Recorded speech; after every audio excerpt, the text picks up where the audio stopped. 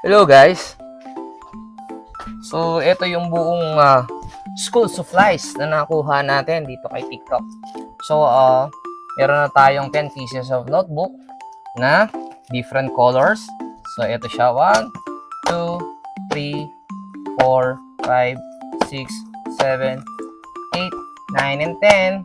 And then, syempre, kung meron tayong notebook, meron din tayong plastic wrapping. So, ito naman ngayon yung bago ngayon na adhesive book wrapping film. So, ito na ngayon siya. So, meron na rin siyang pwede siyang maglagay ng mga subjects dyan. Na ang gagawin lamang nito is ilalagay lamang po ng ganyan at titiklipin na lamang po. Unlike ng mga dati pong mga plastic cover. And then, meron din tayo syempre yung isang pack na rin po na mga school materials. So, meron na rin para siyang dalawang notebook na lanyard at paste,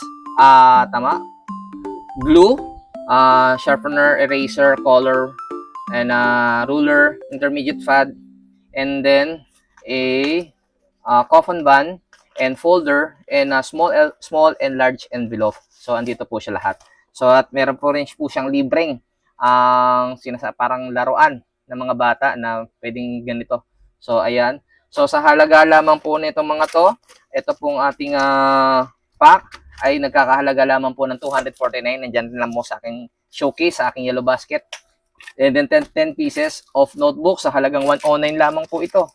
10 pieces na po. And then yung ating adhesive film na nagkakahalaga ng 35 pesos lamang. So, sa halaga pong ito, may kompleto na po kayo. Sa halagang 400 plus something o add na lang po. Wala pa. So, 400 nga lang something.